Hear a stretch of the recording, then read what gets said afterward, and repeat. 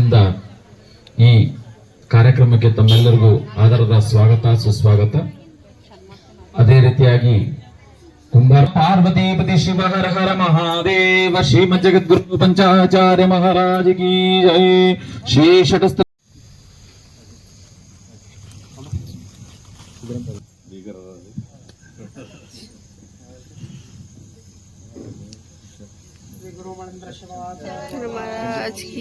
Shri Shanthakumar ಖೇಮ್ಜಿ sir ಬರಬೇಕು.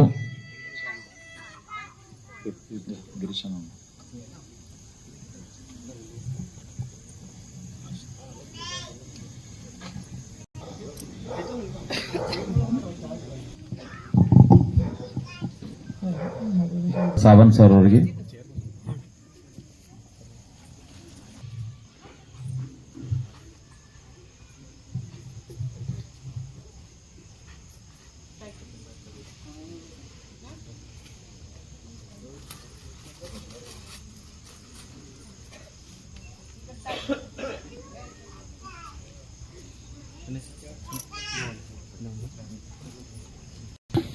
जय मंगलम जय नमः पार्वतीपति शिव हर हर महादेव श्रीमद जगद्गुरु पंचाचार्य महाराज की.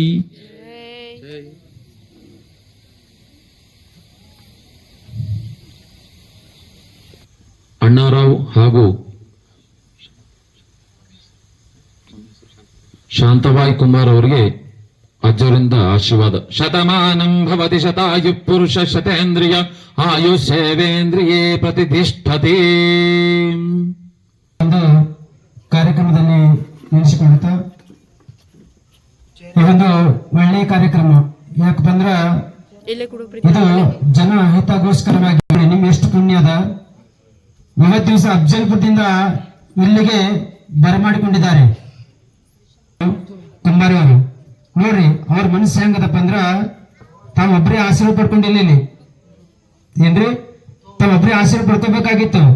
ತಮ್ಮ ಸಂಸ್ಥಾನ ಮಠ ಮಳೇಂದ್ರ ಶಿವಾಚಾರ್ಯ ಮಠ ಯಾವ ರೀತಿಯಪ್ಪ ಅಂದ್ರೆ ನಡೆದಿದ್ದೇ ಆಗ್ತದ ಅಂತ ಪವಾಡ ಪುರುಷರು. ನಮ್ಮ ಅಜ್ಜವರು ಪ್ರತಿಯೊಂದು ಹಳ್ಳಿಗೆ ನೋಡ್ರಿ ಗುರುಗಳು ಕರೆದವ್ರು ಬರಂಗಿಲ್ಲ, ವಿಚಾರ ಮಾಡ್ರಿ. ಮನೆಗೆ ಕರೆದು ಬರಂಗಿಲ್ಲ, ಅಷ್ಟು ಟೈಮ್ ಇರಂಗಿಲ್ಲ. ಆ ಒಂದು ಸಮಯದಾಗ ಪ್ರತಿಯೊಂದು ಹಳ್ಳಿಗೆ ಹೋಗಿ ತಮ್ಮ ಪಾದಯಾತ್ರೆ ಮುಖಾಂತರ ದುಷ್ಟಚಟಗಳ ಭಿಕ್ಷೆ ಮತ್ತ ಒಳ್ಳೆಯ ಸದ್ಭಾವನೆ ಯಾವ ರೀತಿಯಪ್ಪ ಅಂದ್ರೆ ನಿಮ್ಮಲ್ಲಿ ಇರುವಂತಹ ದುಷ್ಟ ಚಟಗಳು ಕುಡಿಯುವುದಾಗ್ಲಿ ಗುಡ್ಡಕ ತಿನ್ನುವುದಾಗ್ಲಿ ಅನೇಕ ಚೌಗಿ ಆ ಚಟಗಳನ್ನ ತಮ್ಮ ಜೋಡಿಗಳು ಹಾಕೊಂಡು ಒಳ್ಳೆಯ ಮಾರ್ಗದರ್ಶನ ಕೊಡ್ತಾ ಇದ್ರು. ಯಾರಾದ್ರೂ ಮಾಡ್ತಾರೇನ್ರಿ? ರೊಕ್ಕ ಬಂದ್ರೆ ಸಾಕು ಅನ್ನೋ ಗುರುಗಳು ಬಾಳ್ ಮಂದಿರ ಈಗ ಹೌದಲ್ರಿ. ಅದೇ ರೀತಿಯಾಗಿ ಅಫ್ಜಲ್ಪುರ್ ಮಠ ನೋಡ್ಬೇಕು, ಭವ್ಯವಾದ ಮಠ. ಹೆಂಗದಪ್ಪ ಅಂದ್ರ ರಾಮ ಮಂದಿರದಲ್ಲಿ ರಾಮ ಮಂದಿರ ಆ ರೀತಿ ಒಳಗ ಕಟ್ಟಡದ ಹೆಂಗಿಬಹುದು. ಪ್ರೌಢಶಾಲೆ ಆಲ್ರೆಡಿ ಐತಿ, ಆದ್ರ ಇನ್ನು ಹೊಸದಾಗಿ ಕಲ್ಯಾಣ ಮಂಟಪ ಹತ್ರ ಸ್ಕೂಲ್. ಕಳೆದುಕೊಂಡ ಸಿಂಪೆಯಂತಾಗಬೇಡ, ಮತ್ತು ಕಳೆದುಕೊಂಡ ಸಿಂಪೆಯಂತಾಗಬೇಡ, ರಸವ ಹೀರಿದ ಕಬ್ಬಿನ ಸಿಪ್ಪೆಯಂತಾಗಬೇಡ, ರಸವ ಹೀರಿದ ಕಬ್ಬಿನ ಸಿಪ್ಪೆಯಂತಾಗಬೇಡ, ಜೀವವಿಲ್ಲದ ದೇಹವಂತಾಗಬೇಡ, ಜೀವವಿಲ್ಲದ ದೇಹವಂತಾಗಬೇಡ. ತುಂಬು ನಿನ್ನೊಡಲು ಗುರು ಕಣರಸು ಎಂಬ, ಗುರು ಕಣರಸು ಎಂಬ. ದೀಪವು ನಿನ್ನದೇ, ಗಾಳಿಯು ನಿನ್ನದೇ, ದೀಪವು ನಿನ್ನದೇ, ಗಾಳಿಯು ನಿನ್ನದೇ. ಆರದಿರಲಿ ಬೆಳಕು, ಆರದಿರಲಿ ಬೆಳಕು. ಹಡಗು ನಿನ್ನದೇ, ಕಡಲು ನಿನ್ನದೇ, ಹಡಗು ನಿನ್ನದೇ, ಕಡಲು ನಿನ್ನದೇ. ಮುಳಗದಿರಲಿ ಬದುಕು, ಮುಳಗದಿರಲಿ ಬದುಕು. ಓಂ ಪೂರ್ಣಮದ ಪೂರ್ಣಮಿದಂ ಪೂರ್ಣಾತ್ ಪೂರ್ಣಮುದಶ್ಯತೆ ಪೂರ್ಣಶ್ಯ ಪೂರ್ಣಮಾದಾಯ ಪೂರ್ಣಮೇವಾವಶಿಷ್ಯತೆ. ಓಂ ಶಾಂತಿ ಶಾಂತಿ ಶಾಂತಿ.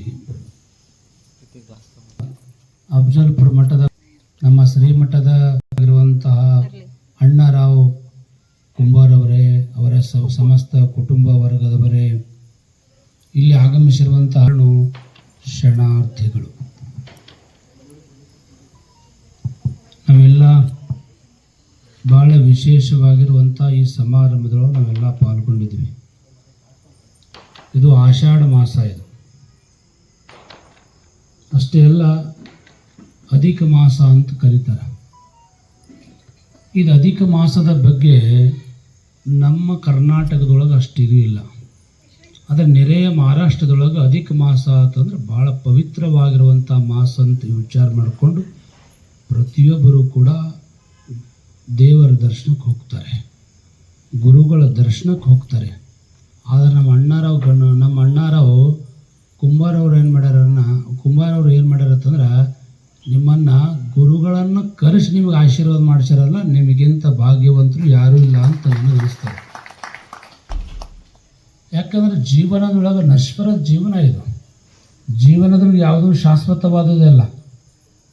ಅನಿತ್ಯಾಣಿ ಶರೀರಾಣಿ ವಿಭೋ ನೈವ ಶಾಶ್ವತಃ. ಜೀವನ ಧನ ಶಾಶ್ವತ ಅಂತ ತಿಳ್ಕೊಂಡ್ರೆ ಧನವೂ ಕೂಡ ಶಾಶ್ವತವಾದುದಲ್ಲ.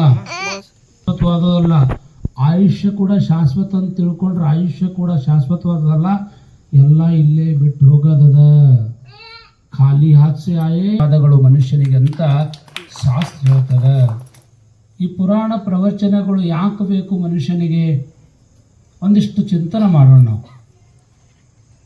ಪುರಾಣ ಪ್ರವಚನಗಳು ಯಾಕೆ? ಈ ಪ್ರವಚನಗಳಿಗೆ ಇತಿಹಾಸ ಇದೆ. ನೀವೆಲ್ಲ ಬುದ್ಧನ ಹೆಸರು ಕೇಳಿರಿ, ಗೌತಮ ಬುದ್ಧನ ಹೆಸರು ನೀವೆಲ್ಲ ಕೇಳಿರಿ. ಹಾಕಿ ಸ್ವಾಗತ ಮಾಡಿದ್ರು. ಸ್ವಾಗತ ಮಾಡಿ ರತ್ನ ಖಚಿತವಾಗಿರುವಂತಹ ಸಿಂಹಾಸನ ಮೇಲೆ ಗುರುಗಳನ್ನು ಕೂಡಿಸಿದ್ರು. ಗುರುಗಳ ಪಾದ ಪೂಜೆಯನ್ನು ಮಾಡಿದ್ರು. ಗುರುಗಳ ಪಾದ ಪೂಜೆ ಆದ ಬಳಿಕ ಮಹಾರಾಣಿ ತನ್ನ 3 ವರ್ಷದ ಬಾಲಕಿರುವಂಥ ಗೌತಮ ಬುದ್ಧನನ್ನ ಗುರುಗಳ ಕೈಯಾಗ ಕೊಟ್ಟು ಹೇಳ್ತಾಳ, ಇವ ಮುಂದೆ ಏನಾಗ್ತಾನೆ ನೋಡ್ರಿ ಅಪ್ಪ ಅಂತಂದ್ರು. ಆಗ ಅವನ ಗುರುಗಳಾಗಿರುವಂಥ ಅಶಿತ್ ಮಹರ್ಷಿಗಳು ನೋಡ್ತಾರೆ. ಆಗ ಗುರುಗಳಂದ್ರು, ಇವನ ಒಳ್ಳೆ ಮಾತುಗಳು ಕೇಳುವ ಸಲುವಾಗಿ ಪ್ರಕೃಷ್ಟಂ ವಚನಂ ಪ್ರವಚನಂ ಇನ್ನು ಸಲುವಾಗಿ ಮುಂದೆ ಲಕ್ಷಾಂತರ ನನಗೆ ಬರಂಗಿಲ್ಲ. ಯಾಕೆ ಬರಂಗಿಲ್ಲ ಅಂತಂದ್ರೆ ಅಷ್ಟು ಭಗವಂತ ನನಗೆ ಆಯುಷ್ಯ ಕೊಟ್ಟೆ, ಮಾತು ಕೇಳಕ ನನಗೆ ಸಿಗ್ತಾ ಇಲ್ಲ. ಮುಂದೆ ದೊಡ್ಡ ವ್ಯಕ್ತಿ ಆಗ್ತಾನೆ. ಅರ್ಧ ರಾತ್ರಿಯಲ್ಲಿ ಎದ್ದು ಹೋಗುವರೆಲ್ಲ ಗೌತಮ ಬುದ್ಧರಾಗುವರೇನಯ್ಯ. ಸಿದ್ಧಾಯ ಪುರಾಣಕ್ಕೆ ಹೇಳ್ತಾರೆ, ಅರ್ಧ ರಾತ್ರಿಯಲ್ಲಿ ಎದ್ದು ಹೋಗುವರೆಲ್ಲ ಗೌತಮ ಬುದ್ಧರಾಗುವರೇನಯ್ಯ. ಕಾನೂನವನ್ನ ಉಲ್ಲಂಘಿಸಿದವರೇ. ಇದು ಪ್ರವಚನ ಈಗಿನ ಬಂದಿಲ್ಲ, ಆಗಿನ ಹಿಡಿದು ಬಂದವ. ಇವಕ್ಕೆ ಸಾವಿರ ವರ್ಷಗಳ ಇತಿಹಾಸ ಇದೆ. ಇಂಥವೆಲ್ಲ ಕಾರ್ಯ ಅಂಥವರಿಗೆ ಬಸವಣ್ಣ ಹೇಳಿದ್ರು, ನೆರೆ ಕೆಲ್ಲಗೆ ಶರೀರ ಗೂಢ ಹೋಗದ ಮುನ್ನ, ಬೆನ್ನು ಬಾಗಿ ಅನ್ಯರಿಗೆ ಹಂಗಾಗದ ಮುನ್ನ, ಕೋಲ ಹಿಡಿಯದ ಮುನ್ನ, ಕಾಲ ಮೇಲೆ ಕೈಯ ನೂರದ ಮುನ್ನ, ಮುಪ್ಪು ಮುಟ್ಟದ ಮುನ್ನ, ಪೂಜಿಸು ಕೂಡಲ ಸಂಗಮ ದೇವನ್ನ, ಪೂಜಿಸು ಕೂಡಲ ಸಂಗಮ ದೇವನೆಂಬ ಮಾತನ್ನ ಬಸವಣ್ಣರು ಹೇಳಿದ್ದಾರೆ. ಅದನ್ನು ಅರ್ಥ ಮಾಡ್ಕೊಳ್ಬೇಕು.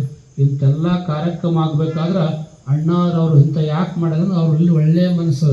ಜಗತ್ತಿನೊಳಗೆ ಯಾವತ್ತೂ ಕೂಡ ಒಳ್ಳೆಯ ಮನುಷ್ಯಗಳಿಗೆ ಭಾಳ ಕಿಮ್ಮತ್ತದ, ಒಳ್ಳೆಯ ಭಾವನೆಗಳಿಗೆ ಭಾಳ ಕಿಮ್ಮತ್ತದ. ಒಮ್ಮೆ ಏನಾಗಿತ್ತು ಅಂತಂದರೆ, ನೀವೆಲ್ಲ ಏಕನಾಥ್ ಮಹಾರಾಜರ ಹೆಸರು ಕೇಳಿರ್ಬೋದು ಭಾಳ ಜನ. ಏಕನಾಥ್ ಮಹಾರಾಜರು ದೊಡ್ಡ ಸಂತ ಇದ್ದವ. ಒಮ್ಮೆ ಏಕನಾಥ್ ಮಹಾರಾಜರು ಕಾಶಿಗೆ ಹೋಗ್ತಾರೆ. ಕಾಶಿಗೆ ಹೋದ್ರ ಬಳಿಕ ಒಂದು ಪದ್ಧತಿ ಅದ. ಏನು ಪದ್ಧತಿ ಇದೆ ಅಂತಂದ್ರೆ, ಕಾಶಿಗೆ ಹೋದವರು ಗಂಗಾ ನದಿಯೊಳಗೆ ಸ್ನಾನ ಮಾಡಬೇಕು. ಸ್ನಾನ ಆದ ಬಳಿಕ ವಿಶ್ವನಾಥನ ದರ್ಶನ ತಗೋಬೇಕು. ಅಲ್ಲಿ ನೀರು ತೆಗೆದುಕೊಂಡು ಎಲ್ಲಿ ರಾಮೇಶ್ವರಕ್ಕೆ ಹಾಕ್ಬೇಕಂತ ಪದ್ಧತಿ ಅದ. ಹಂಗೆ ಏಕನಾಥ್ ಮಹಾರಾಜರು ಕಾಶಿಗೆ ಹೋಗ್ತಾರೆ, ವಿಶ್ವನಾಥನ ದರ್ಶನ ತಗೋತಾರೆ. ವಿಶ್ವನಾಥನ ದರ್ಶನ ತಗೊಂಡು ಅಲ್ಲಿಯೇ ನೀರು ತೆಗೆದುಕೊಂಡು ರಾಮೇಶ್ವರ ಹಾಕ್ಬೇಕಂತ ವಿಚಾರ ಮಾಡಿಕೊಂಡು ರಾಮೇಶ್ವರ ಲಿಂಗಕ್ಕೆ ನೀರು ಹಾಕ್ಬೇಕಂತ ವಿಚಾರ ಮಾಡಿಕೊಂಡು ಹೊರಟರು. ಆಗಿನ ಕಾಲದಲ್ಲಿ ವಾಹನ ಸೌಕರ್ಯ ಇರಲಿಲ್ಲ. ಏನಿತ್ತಪ್ಪ ಅಂತಂದ್ರೆ ಪಾದ ಮುಖಾಂತರ ಹೊರಟರು. ಕಾಶಿಯಿಂದ ರಾಮೇಶ್ವರ ಜನ ಭಕ್ತರು ಅವ್ರು ಬೆನ್ನು ನಿಂತಿದ್ರು. ಹುಡುಗರು ಹೊಂಟರ ಅಂತಂದ್ರೆ ಸಾವಿರಾರು ಜನ ತಯಾರಾಗಿದ್ರು. ಅವ್ರು ಹಿಂದೆ ಹೊರಟಿದ್ರು. ಭಕ್ತರಲ್ಲಿ ಹೋಗೋಣ ಅಂತ ವಿಚಾರ ಮಾಡ್ಕೊಂಡು ಹೊರಟಿದ್ರು. ಅನ್ನ ಕೊಡ್ರಿ, ಅದು ಡೈರೆಕ್ಟ್ ಭಗವಂತಿಗೆ ಹೋಗ್ಬಿಡ್ತದೆ. ನೀರಡಿಕೆ ಆದವರಿಗೆ ನೀರು ಕೊಡ್ರಿ, ಅದು ಡೈರೆಕ್ಟ್ ಭಗವಂತ ಹೋಗ್ಬಿಡ್ತದ. ಇನ್ನೊಬ್ಬರಿಗೆ ಸಹಾಯ ಮಾಡ್ರಿ ಅವ್ರಿಗೆ ಆತಂದ. ಅವ ಶನಿಯಿಂದ ಯಾಕೆ ಮಾಡಿಲ್ಲಪ್ಪ ಆತಂದ, ಮಾಡಿನಿಲ್ಲ ಯಾರು ನಾನೇ ಅಂತ ನಾವು. ಅಷ್ಟೇ ಅಲ್ಲ, ನಿನ್ನ ಕೊಳ್ಳಾಗಿರುವಂಥ ರುದ್ರಾಕ್ಷಿ ದೂರ ಇಡ್ಲಿಕ್ಕೆ ಹಚ್ಚಿನಿ, ನಿನ್ನ ಸದಾ ನಿನ್ನ ಕೊಳ್ಳಾಗಿರುವಂಥ ಸರ್ಪವನ್ನು ದೂರ ಇಡ್ಲಿಕ್ಕೆ ಹಚ್ಚಿನಿ, ಮೈ ಮೇಲಿರುವಂಥ ಚರ್ಮದ ಹೊದಿಕೆ ದೂರ ಇಡ್ಲಿಕ್ಕೆ ಹಚ್ಚಿನಿ. ಅಷ್ಟೇ ಮಾಡಿಲ್ಲ, ಒಂದೇ ಜಾಗದೊಳಗೆ ಯಾರ ಜೋಡಿ ಮಾತಾಡ್ಲಾರ್ದಂಗೆ, ಯಾರ ಮಾತು ಕೇಳಲಾರ್ದಂಗೆ, ಯಾರಿಗೆ ನೋಡ್ಲಾರ್ದಂಗೆ 7.5 ವರ್ಷ ತನಕ ಯಾರು ಕೂಡ್ಸ್ಯಾರಂದ್ರೆ ನಾನೇ ಕೂಡ್ಸಿನಂತ ಕಾಲಿಗೆ ಬಿದ್ದು ನಮಸ್ಕಾರ ಮಾಡಿ ಹೋಗ್ಬಿಟ್ಟತವ. ಅಂದರೆ ಕರ್ಮ ಯಾರಿಗೆ ಬಿಟ್ಟಿಲ್ಲ, ತಿಳಿದ ಮಹಾತ್ಮರಿಗೆ ಕೂಡ ಬಿಟ್ಟಿಲ್ಲ. ಅದರ ಸಲುವಾಗಿ ಇನ್ನೊಬ್ರಿಗೆ ಮನಸ್ಸು ನುಷ್ಪಾಡ್ರಿ, ಇನ್ನೊಬ್ರಿಗೆ ಏನು ಅನಾಕ್ ಹೋಗ್ಬೇಡ್ರಿ. ಇನ್ನೊಬ್ರಿಗೆ ಮನಸ್ಸು ನೋಡಿದ್ರು ಕೂಡ ಮನುಷ್ಯಗೆ ಕರ್ಮ ಬರ್ತದ. ಇನ್ನೊಬ್ಬರಿಗೆ ಹಿಂದೆ ಕೂತ್ಕೊಂಡು ಎಲ್ಲರಿಗೆ ಕಟ್ಟಿ ಮೇಲೆ ಕೂತ್ಕೊಂಡು ಏನಾದರೂ ಅವ್ರ ಬಗ್ಗೆ ಮಾತಾಡೋದು ಕೂಡ ಕರ್ಮ ಬರ್ತದ. ಅವ್ರಿಗೆ ಎಲ್ಲರೂ ಕೂತು ನಿಮ್ಮ ಮನಸ್ಸಿನಾಗ ಬೈದ್ರು ಕೂಡ ಕರ್ಮ ಬರ್ತದ. ಕರ್ಮ ಬಿಟ್ಟಿಲ್ಲ, ಹಿಂಗೆ ಏನಾಗ್ತದೆ ನಮ್ಮ ಕರ್ಮ. ಆದ ಸಲುವಾಗಿ ಎಲ್ಲಿ ಕೂತ್ಕೊಂಡು ಯಾರ ಬಗ್ಗೆ ಕೂಡ ಮಾತಾಡಕ್ಕೆ ಹೋಗ್ಬೇಡ್ರಿ, ಯಾರಿಗೆ ಕೂಡ ಅನ್ಯಾಯ ಮಾಡಕ್ಕೆ ಹೋಗ್ಬೇಡ್ರಿ, ಯಾರು ದುಡ್ಡು ಕೂಡ ತೊಳಕ್ಕೆ ಹೋಗ್ಬೇಡ್ರಿ. ಏನಾದರೂ ಕೂಡ ಯಾರಿಗೂ ಮನಸ್ಸಿಗೆ ನುಸ್ಬೇಡ್ರಿ. ಯಾರ ದುಡ್ಡ ಸಂಪತ್ತ ಏನು ಮರಾಠಾಗತ್ತಾರ ನಾವು ಇದು ಮಾಡಿದ್ರೆ ಗಾಂಧೀಜಿಯವ್ರ ಮಾತು ಹೇಳ್ತಾರೆ. ಏನು ಹೇಳ್ತಾರೆ ಅಂದರೆ, ಅನ್ನ ಬಿಟ್ಟು ನೀರ ಬಿಟ್ಟು ನಾ ಬದುಕಬಹುದು, ಆದರೆ ದೇವರ ಬಗ್ಗೆ ನಂಬಿಕೆ ಕಳ್ಕೊಂಡು ಒಂದು ಕ್ಷಣ ಕೂಡ ಬದುಕಕ್ಕೆ ಸಾಧ್ಯವಿಲ್ಲ ಎಂಬ ಮಾತನ್ನ ಮಹಾತ್ಮ ಗಾಂಧೀಜಿ ಹೇಳ್ಯಾರ. ಅದರ ಸಲುವಾಗಿ ನಂಬಿಕೆ ಭಾಳಷ್ಟು ಬೇಕು. ನಂಬಿಕೆ ಇಲ್ಲದ ಏನು ಮಾಡೋಕ್ಕಾಗಿಲ್ಲ. ಗುರುಗಳ ಮೇಲೆ ಶಿಷ್ಯನ ನಮ್ಮ ನಂಬಿಕೆ ಬೇಕು, ಭಕ್ತರ ಮೇಲೆ ಗುರುಗಳ ನಂಬಿಕೆ ಬೇಕು. ಇವಾಗ ಏನಾಗಿತ್ತು ಅಂದರೆ ಹೊಸದಾಗಿ ಲಗ್ನ ಆಗಿ 10-15 ವರ್ಷ ಆಗಿತ್ತು. ಆ ಹೆಣ್ಮಗಳಿಗೆ ಗಂಡನ ಮೇಲೆ ನಂಬಿಕೆನೇ ಇರಲಿಲ್ಲ. ನಂಬಿಕೆ ಇರಲಿಲ್ಲ ಅಂದ್ರೆ ಹ್ಯಾಂಗೆ ಮಾಡ್ತೀವಿ ಅಂದರೆ, ನೀವು ಎಲ್ಲಿ ಹೊರಗೆ ಹೋದ್ರೆ ಫೋನ್ ಹಚ್ಚಕ್ಕೆ ಎಲ್ಲಿದ್ದಿ ವಿಡಿಯೋ ಕಾಲ್ ಮಾಡು ಅಂತ ಅನ್ನೋಕ್ಕಿತ್ತು.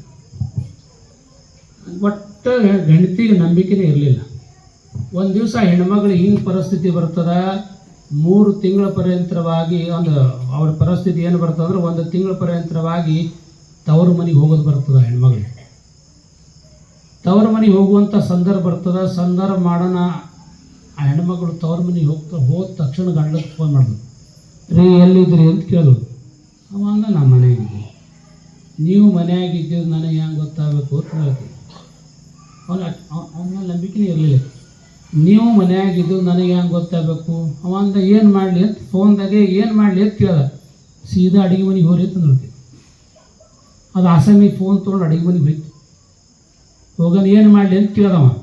ಏನೂ ಮಾಡೋಕೆ ಹೋಗ್ಬೇಡ್ರಿ, ಇಲ್ಲಿ ಮಿಕ್ಸರ್ ಆಗಲ್ಲ ಅಂತ ಕೇಳಿದ್ರು.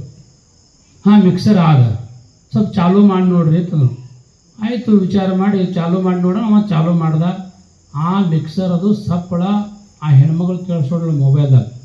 ಏನು ತಿಳ್ಕೊಂಡು ಕೇಳಿಸೋಣ, ಮನ್ಯಾಗ ಅದನಂತ ತಿಳ್ಕೊಂಡ್ಳು. ಹಿಂಗೆ 5 ನಿಮಿಷಕ್ಕೆ ಫೋನ್ ಹಚ್ಚಕ್ಕೆ ಎಲ್ಲಿದ್ರಿ, ಹೋಗಿ ಅಡುಗೆ ಮನೆಗೆ ಮಿಕ್ಸರ್ ಚಾಲು ಮಾಡಿ. ಎಷ್ಟು ದಿವಸ ಇದು? 1 ತಿಂಗಳ ಪರ್ಯಂತ ಹಿಂಗೆ ಮಾಡಿದ್ರು. ತಿಂಗಳಾಗ ತಮ್ಮನ ಲಗ್ನ ಮುಗಿತು, ಎಲ್ಲ ಕಾರ್ಯಕ್ಕೆ ಮುಗಿಸೋಣ ಬಂದು ನೋಡ್ತಾಳೆ. ಒಳಗೆ ಹೋಗ್ತಾಳೆ, ಸೀದಾ ಮನೆಗೆ ಹೋದಳು. ಹುಡುಕ್ಯಾಡಿದ್ರು, ಗಂಡ ಇಲ್ಲೇ ಇಲ್ಲ, ಪತ್ತನಿಲ್ಲ. ಅವನು ಹೊರಗಡೆ ಮಗ ಕುಂತಿದ್ದ. ಮಗನಿಗೆ ಬಂದು ಕೇಳಿದ್ರು, ಎಲ್ಲಿ ಹೋಗ್ಯಾನಪ್ಪ ನಿಮ್ಮ ಅಪ್ಪ ಅಂತ ಕೇಳಿದ್ರು. ಮೊದಲೇ ನಂಬಿಕೆ ಇರಲಿಲ್ಲ. ಎಲ್ಲಿ ಹೋಗ್ಯಾನ ನಿಮ್ಮ ಅಪ್ಪ ಅಂತ ಕೇಳಿದ್ರು. ಆಗ ಮಗ ಅಂದ, ಯವ್ವ ನೀ ಎಂದು ತವ್ರ ಮನೆಗೆ ಹೋಗಿದ್ದಿಲ್ಲ, ಅಲ್ಲಿ ಮಿಕ್ಸರ್ ತೊಗೊಂಡವ ಏನೋ ಪತ್ತನೇ ಇಲ್ಲ ತನ್ನ. ಮಿಕ್ಸರ್ ತೊಗೊಂಡವ ಏನೋ ಪತ್ತನೇ ಇಲ್ಲ ಅಂದರೆ ಇಟ್ಕೊಳ್ರಿ. ಒಬ್ಬ ಹೇಳಲಿಲ್ಲ, ಮತ್ತೆ ರಾತ್ರಿ ಯಾರು ಬಂದಿದ್ದಾರಪ್ಪ. ತಿಜೂರೊಳಗೆ ಬಂಗಾರ ಇಡ್ತಾರ, ಮುತ್ತು ರಥ ಇಟ್ರ ಉಳ್ಳ ಕಟ್ಟಿಗೆ ಇಟ್ಟಂಗತ್ತೆ. ಅದನ್ನು ಅರ್ಥ ಮಾಡಿಕೊಂಡು ನಾವು ಜೀವನವನ್ನು ಸಾಗಿಸ್ಬೇಕಾಗ್ತದೆ. ಕೊನೆಯದಾಗಿ ಟೈಮ್ ಭಾಳಷ್ಟಾಗ್ಯದ. ನಾನು ಬೇಗ ಬರಬೇಕಾಗಿತ್ತು. ಆದಷ್ಟು ಭಾಳ ಜನ ನಮ್ಮ ಭೇಟಿಯಾಲಕ್ಕೆ ಬಂದಿದ್ರು, ಲೇಟ್ ಆಯಿತು. ಭಾಳಾದ್ರೆ ಇನ್ನೊಂದು 5 ನಿಮಿಷ ನಾನು ಮುಗಿಸ್ತೀನಿ. ಯಾಕಂದರೆ ನಿಮಗೂ ಕೂಡ ಟೈಮ್ ಭಾಳಷ್ಟಾಗಿದೆ. ಈಗಾಗಲೇ 9 ಗಂಟೆ ಮೇಲ್ಪಟ್ಟು ಮೇಲಾಗಿದೆ. 9:20 ಆಗಿದೆ.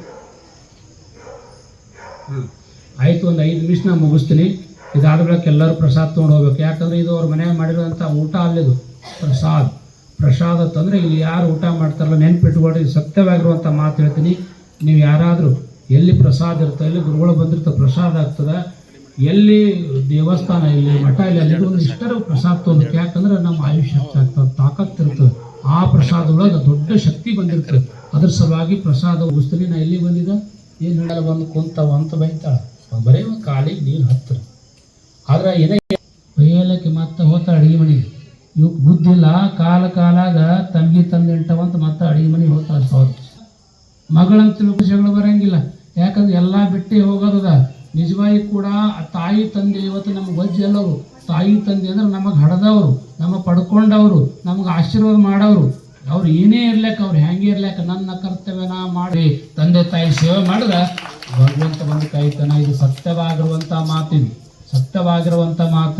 ಅದರ ಸಲುವಾಗಿ ಅದನ್ನು ಅರ್ಥ ಮಾಡ್ಕೊಡಿ. ಇನ್ನೊಂದು ತನ್ನ ತಾಯಂದ್ರಿಗೆ ಮನಸ್ಸು ಮಾಡಿದ್ರೆ, ನಮ್ಮ ತಾಯಂದ್ರೆ ಮನಸ್ಸು ಮಾಡೋದು ಭಾಳ ಹೇಳ್ಬಿಡ್ತೀವಿ. ಈ ಸದ್ದು ನಾವು ಇನ್ನೊಂದು ಸ್ವಲ್ಪ ಮಾತಾಡೋದ್ರೆ ನಿಮ್ಗೆ ಹೆಂಗೆ ಆಗ್ತದಂದ್ರೆ ಬ್ಯಾಸಿರ್ ಮನಸ್ಸು ಮಾಡೋದು ಭಾಳ. ಇವರು ಗಂಡ ಅಂತ ಕೂತಿರು, ಹೊಸದಾಗಿ ಲಗ್ನ ಆಗಿತ್ತು, ಗಂಡ ಅಂತ ಕೂತಿರು. ಸ್ವಲ್ಪ ಮೀಸಿ ಬಿಟ್ಟಿದ, ಮೀಸಿ ಮೇಲೆ ಕೈ ಇಟ್ಕೊಂಡು ಮೀಸಿಗೆ ಹಿಡ್ಕೊಂಡು ಅಂದ, ನಾನೇ ಧೈರ್ಯವಂತಿದ್ದೀನಿ ಅಂತಂದವ. ಆ ಹೆಣ್ಮಗಳಂದ್ರು, ನೀವು ಹೆಂಗೆ ಧೈರ್ಯವಂತರಿದ್ದೀರಿ? ನೋಡ್ರಿ, ನನಗೆ ಹೊಸದಾಗಿ ನನ್ನ ನೋಡಾಕ ಬಂದಾಕರ ನಮ್ಮ ಮನೆಗೆ 20 ಜನರಿಗೆ ಕರ್ಕೊಂಬಂದಿರಿ, ಹೌದಲ್ರಿ? ಹೊಸದಾಗಿ ನಮ್ಮ ಮನೆಗೆ 20 ಜನರಿಗೆ ಕರ್ಕೊಂಬಂದಿರಿ. ಮುಂದೆ ನನಗೆ ಎಂಗೇಜ್ಮೆಂಟ್ ಆಗೋ ಟೈಮ್ನೊಳಗೆ 500 ಜನರಿಗೆ ಕರ್ಕೊಂಬಂದು ನಂಗೆ ಎಂಗೇಜ್ಮೆಂಟ್ ಆಗಿರಿ. ಮುಂದೆ ನನಗೆ ಮದುವೆ ಆಗೋ ಟೈಮ್ನೊಳಗೆ ಬರೋಬ್ಬರಿ 2,000 ಜನರಿಗೆ ಕರ್ಕೊಂಬಂದು ನನಗೆ ಮದುವೆ ಆಗಿರಿ. ಹೆಣ್ಣಲ್ಲ, ಅದು ಎಲ್ಲರಿಗೆ ಪ್ರೀತಿ ಮಾಡ್ರಿ. ಲವ್ ಇಸ್ ಗಾಡ್ ಅಂತ ಹೇಳ್ತಾರೆ, ಪ್ರೀತಿಯೇ ದೇವ್ರ ಅಂತ ಹೇಳ್ತಾರೆ. ಅದರ ಆತಿಥ್ಯವನ್ನು ಕೊಡ್ರಿ, ಗೌರವ ಕೊಡುವಂಥ ಕೆಲಸ ಮಾಡ್ರಿ ಅವ ಮಾತನ್ನು ತಿಳಿಸಿ ಇವತ್ತಿನ ದಿವಸ ನಮ್ಮ ವಿಶೇಷವಾಗಿ ನಮ್ಮ ಅಣ್ಣಾರಾವ್ ಗಂಡ್ಮುಖಿ, ನಮ್ಮ ಅಣ್ಣಾರಾವ್, ನಮ್ಮ ಕುಂಬಾರವರು ಇಷ್ಟು ಒಳ್ಳೆ ಕೆಲಸ ಮಾಡ್ಯಾರ ಅಂತಂದ್ರೆ ಇವತ್ತಿನ ದಿವಸ ಅಧಿಕ ಮಾಸದೊಳಗೆ ಗುರುಗಳನ್ನು ಕರೆಸಿ ನಿಮಗೆಲ್ಲ ಆಶೀರ್ವಾದ ಮಾಡಿಸ್ಯಾರಂತಂದ್ರೆ ಅವ್ರಿಗೆ ನೀವೆಲ್ಲ ಚಪ್ಪಾಳೆ. ದೊಡ್ಡ ಪ್ರಮಾಣ ಕಾರ್ಯಕ್ರಮ ಆಗ್ತದೆ. ಶ್ರೀಮಠಕ್ಕೆ ಬನ್ನಿರಿ. ನಮ್ಮ ಶಾಸ್ತ್ರಿಗಳು ಹೇಳ್ದಂಗೆ ನಾವು ಇಡೀ ತಾಲೂಕಿನೊಳಗೆ 2023 ಒಳಗೆ ಇಡೀ ತಾಲೂಕಿನ 100 ಹಳ್ಳಿ 110 ಹಳ್ಳಿ ಒಳಗೆ ನಾವು ದುಶ್ಚಟಗಳ ಭಿಕ್ಷೆ ಸದ್ಗುಣ ದೀಕ್ಷೆ ತಂದು ಇಡೀ ತಾಲೂಕಿನೊಳಗೆ ಪಾದಯಾತ್ರೆ ಮಾಡಿ 1 ಲಕ್ಷ ಜನರಿಗೆ ನಮ್ಮ ಗುರುಗಳ ಗದ್ದಿಗೆ ಉದ್ಘಾಟನೆ ಸಮಾರಂಭ, ನಮ್ಮ ಕಲ್ಯಾಣ ಮಂಟಪ ಉದ್ಘಾಟನೆ ಸಮಾರಂಭ, ಹೆಲಿಕಾಪ್ಟರ್ ಮುಖಾಂತರವಾಗಿ ಒಂದು ಗುಡಿಯ ಒಂದು ಪುಷ್ಪಾರ್ಚನೆ ಕಾರ್ಯಕ್ರಮ, ಭಾಳ ದೊಡ್ಡ ಪ್ರಮಾಣ ಕಾರ್ಯಕ್ರಮ ಆಗ್ಯದ. ತಾವೆಲ್ಲ ಆ ಕಡೆ ಅಬ್ಸರ್ವರ್ ಬಂದರೆ ತಾವೆಲ್ಲ ಮಠಕ್ಕೆ ಬರಬೇಕಂತ ತಮಗೆ ಆಹ್ವಾನ ಕೊಡುತ್ತಾ, ನಿಮ್ಮೆಲ್ಲರಿಗೂ ಕೂಡ ಭಗವಂತ ಒಳ್ಳೇದು ಮಾಡಲಿ. ನಿಮಗೆ ಬರುವಂಥ ಎಲ್ಲರಿಗೂ ಬರುವಂಥ ಕಂಟಕ್ಟರು ನಿಜವಿಲ್ಲದೆ ಮಾಡುವ ನೀಡುವ ನಿಜಗುಣ ಉಳ್ಳಡೆ ಕೂಡಿಕೊಂಡಿರಪ್ಪ ಕೂಡಲ ಸಂಗಮ ದೇವ ಎನ್ನುವ ಹಾಗೆ ನಿಮಗೆಲ್ಲ ಮತ್ತೊಮ್ಮೆ ಈ ಶುಭರಾತ್ರಿಯನ್ನು ಹೇಳಿ ನಿಮಗೆಲ್ಲ ಭಗವಂತ ಆಯುಷ್ಯ ಆರೋಗ್ಯ ಭೋಗ ಭಾಗ್ಯ ಕೊಟ್ಟು ಕಾಪಾಡಲಿ ಮಾತನ್ನು ತಿಳಿಸಿ, ಮತ್ತು ಟೈಮ್ ಸಿಕ್ಕಾಕರ ಬಂದಾಕರ ಅನೇಕ ವಿಚಾರ ಕೊಡ್ತು ಮಾತಾಡ್ತೀನಿ ಮಾತನ್ನು ತಿಳಿಸಿ ಧನ್ಯವಾದಗಳನ್ನು ಸಮರ್ಪಣೆ ಮಾಡಿ ಮತ್ತೊಮ್ಮೆ ನಿಮಗೆಲ್ಲ ಒಳ್ಳೆಯದಾಗಲಿ ಅಂತ ತಿಳಿಸಿ ನನ್ನ 2 ಮಾತಿಗೆ ವಿರಾಮ ಕೊಡ್ತಾ ಇದ್ದೀನಿ. ಓಂ ಶಾಂತಿ ಶಾಂತಿ ಶಾಂತಿ. ತಗೊಳ್ಬೇಕಾಗಿ ತಮ್ಮಲ್ಲಿ ವಿನಂತಿ.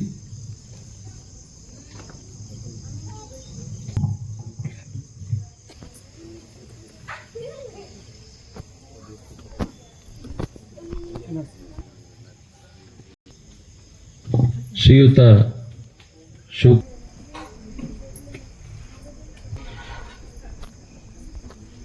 ಬ್ಯಾಕ್ ಸೈಡ್ ಆಗ ಇವ್ರದ್ದು ಹೆಂಗೆ ಕಾಣಿಸು ಫೋಟೋ ಫೇಸ್ ಪೂಜ್ಯರಿಂದ ಆಶೀರ್ವಾದ